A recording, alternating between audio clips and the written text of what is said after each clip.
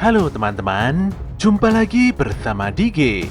Pada kesempatan ini, Dige akan melanjutkan bahasan alur anime Sueto Tsurugi no Historia episode 12. Tak bosan-bosannya Dige menyarankan agar kalian nonton anime ini secara langsung karena dijamin kalian pasti puas dan tentu saja memiliki pengalaman nonton tersendiri.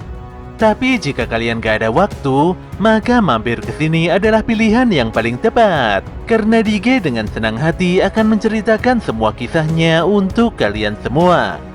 Sebelum lanjut, buat kalian yang baru saja menemukan channel ini, ada baiknya untuk subscribe dulu. Jangan lupa juga untuk menyalakan notifikasinya, agar kami semakin semangat untuk menghadirkan konten-konten terbaik buat kalian. Oke, langsung saja. Persiapkan diri kalian and enjoy.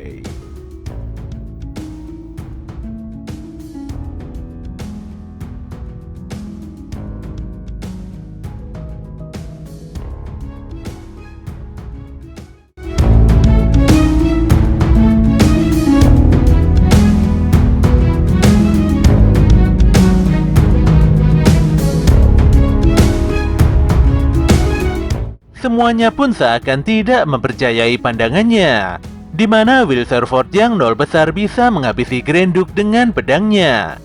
Hebatnya, serangan super dahsyat itu meninggalkan bekas sabetan api di sepanjang lantai. Sesaat kemudian, Will merasakan kalau kekuatan supernya tersebut lenyap seketika dan pedangnya kembali normal. Anehnya, Will merasa bingung dari mana kekuatannya tadi berasal.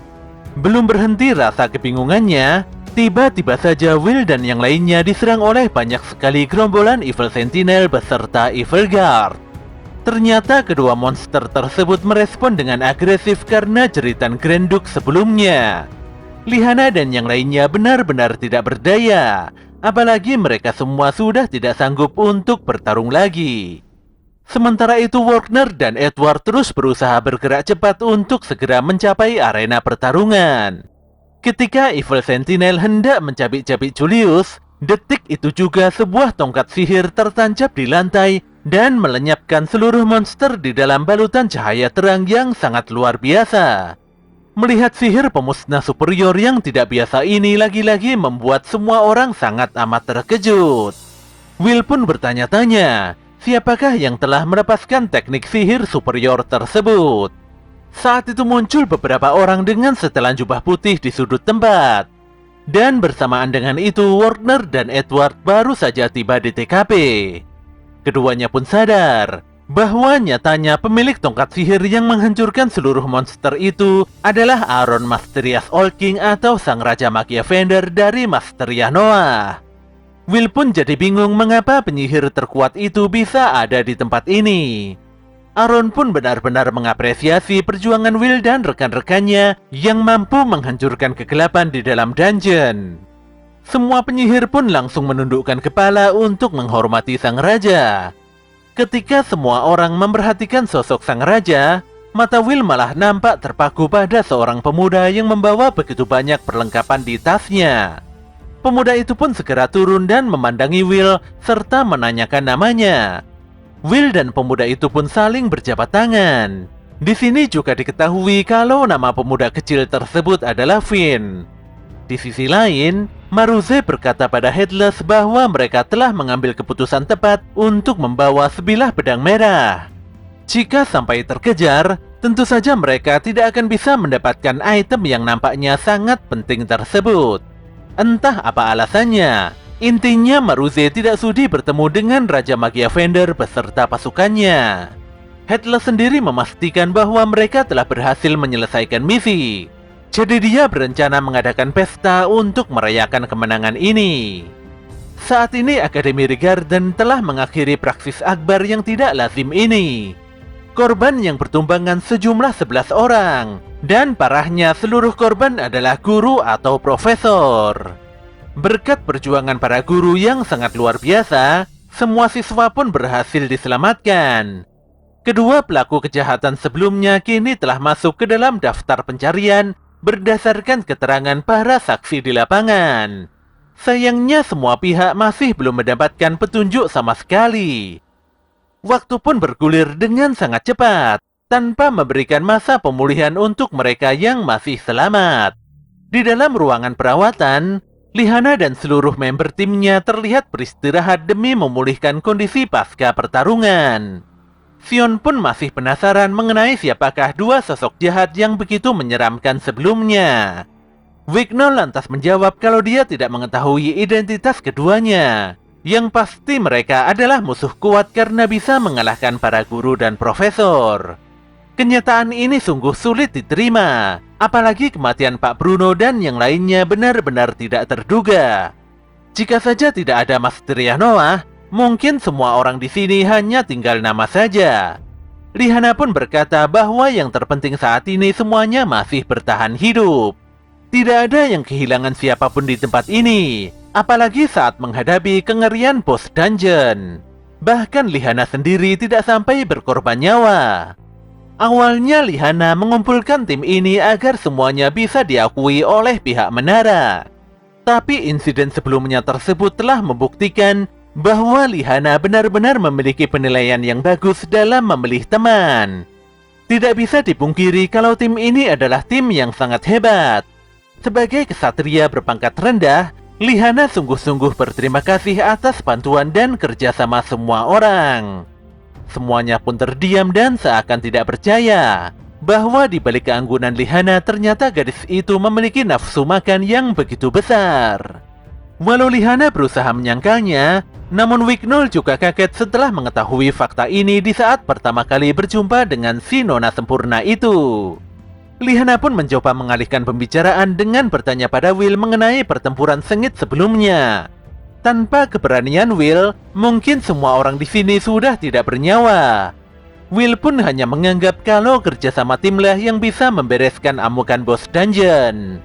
Setelah itu Sion bertanya dengan serius tentang kekuatan apa yang digunakan Will di saat melahap sihir apinya. Kekuatan itu begitu hebat, hingga membuat Will nampak cemerlang dan kuat. Walau terlihat seperti penyerapan sihir, namun itu jelas sangat berbeda. Lihana juga menganggap kalau kekuatan tersebut bukanlah penguatan elemen.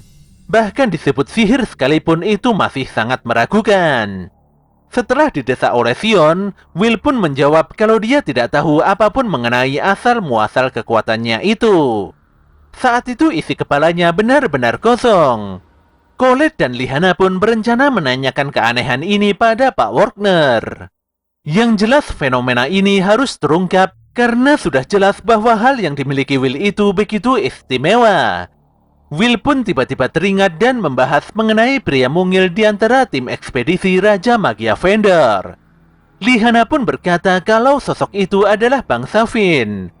Lihana mengetahui hal ini setelah membaca-baca dokumen tua milik keluarga Owenzaus. Meski bangsa Finn adalah kurcaci yang tidak bisa menggunakan sihir, tapi mereka menggunakan pengetahuan tentang dungeon selama beberapa generasi. Mereka menjalin kontrak dengan menara sejak era Ratu Penyihir dan juga menjadi pemandu dalam eksplorasi dungeon. Konon keberadaan bangsa Finn begitu penting untuk mencapai lantai lanjutan. Will pun begitu penasaran dengan kekuatan yang bisa mengalahkan Grenduk. Hanya saja dia lupa bagaimana perasaannya saat itu. Pada malam harinya, Finn nampak mendatangi Bu Caldron di dalam ruangannya. Sekilas dari pembicaraan ringan yang ada, jelas sekali keduanya adalah teman lama yang begitu akrab. Caldron mengamati kalau ekspedisi kali ini bisa dibilang cukup lama. Finn sendiri berkata kalau dia dan tim ekspedisi sudah berhasil mencapai lantai 49. Raja Magia Fender kali ini membuat Finn dan yang lainnya harus kerja mati-matian. Sesaat kemudian Finn membuka sebuah kain di hadapan Bu Caldron, di mana isi kain tersebut adalah sebilah pedang yang rusak. Caldron pun mengerti bahwa pedang tersebut adalah senjata pembunuh penyihir yang sudah pernah dilaporkan sebelumnya. Finn langsung membenarkan hal itu. Ditambah lagi tim ekspedisi bertemu dengan orang-orang mencurigakan di lantai 40 dan bertarung habis-habisan. Akibat pertempuran itu, tim ekspedisi telah kehilangan 20 penyihir senior. Mereka benar-benar terpaksa melenyapkan semua musuh karena tidak ada pilihan lain. Pun demikian, Finn berani bertaruh kalau senjata pembunuh penyihir di hadapannya itu tidak akan muncul secara alami di dalam dungeon. Kemungkinan besar senjata itu adalah hasil eksperimen orang-orang yang tidak bertanggung jawab. Setelah ngobrol panjang lebar, Finn pun berpamitan karena Aaron telah memintanya untuk kembali ke dungeon demi melakukan penyelidikan. Dia lantas meminta pada Bu Cauldron agar bisa mempelajari senjata rusak yang dibawanya itu. Setelah menyimpan pedang tersebut, Cauldron mendapatkan peringatan dari Finn supaya lebih berhati-hati dalam bertindak. Sedetik kemudian Finn langsung menaiki meja Bu Cauldron. Sambil tersenyum Finn bertanya, mengapa Bu Cauldron menyembunyikan Will darinya? Bagaimanapun juga, para penyihir harusnya mengurus tongkat sihir dan tidak mengusik pedang yang masuk ke dalam ranah kewenangan Finn. Anehnya, pertanyaan Finn bisa membuat Bu Cauldron berkeringat dingin. Wanita itu menjelaskan bahwa Will adalah salah satu siswa di akademi ini. Dia ingin menjadi penyihir dan memanjat menara untuk mencapai posisi Magia Vendor. Finn pun menghela nafas panjang. Apalagi dia cukup sadar bahwa belum pernah ada pedang yang ingin menjadi tongkat sihir.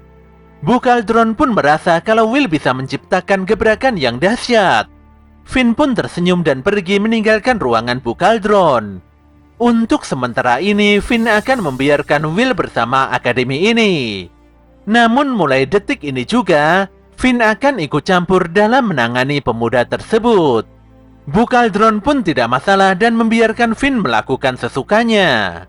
Bagaimanapun juga semua ini dilakukan Cauldron untuk melampaui langit. Pada keesokan harinya, Will sudah berlatih pedang di lapangan bawah ruang perawatan. Hal ini membuat Colette tidak habis pikir, padahal semua orang saat ini masih terluka. Will pun cengengesan karena dia tidak nyaman berdiam diri terlalu lama. Banyak hal yang belum diketahuinya, jadi dia harus maju dan bersemangat dalam menjalani hidup demi menggapai impiannya. Julius pun tidak habis pikir mengapa Will memiliki tubuh yang begitu kuat. Dia pun mengira kalau Will adalah dwarf berkedok penyihir. Jelas saja Wicknoll tidak terima jika Will disamakan dengan dwarf. Menurutnya Will adalah pendekar pedang yang layak dihormati. Lihana sendiri menilai kalau kesungguhan dan ketulusan Will adalah sumber kekuatannya. Detik itu juga Sion beranjak dari tempat tidurnya. Dia pun melompat dari lantai atas dan mengajak Will untuk berduel. Walau masih kesakitan, Sion tidak peduli dan ingin bertarung melawan Will sesuai janji sebelumnya di Festival Sihir Agung. Walau awalnya Will menolak, namun dia tidak ada pilihan lain karena Sion terus menekannya dengan begitu serius. Will pun mengangkat pedangnya dan bersiap melawan Sion. Keduanya sudah tidak bisa dihentikan dan bahkan membuat arena lapangan jadi amburadul. Will dan Sion pun terlihat menikmati pertarungan ini. Tapi keduanya langsung kabur setelah Pak Edward dan Pak Warner menyadari adanya pertarungan sembrono tersebut. Iris pun tersenyum sambil terus mengamati Will beserta teman-temannya dari kejauhan. Finn terlihat memasuki gerbang dungeon dan para Magia Vendor sibuk dengan urusannya masing-masing. Raja Aaron sendiri meninggalkan singgasananya dan pergi entah kemana.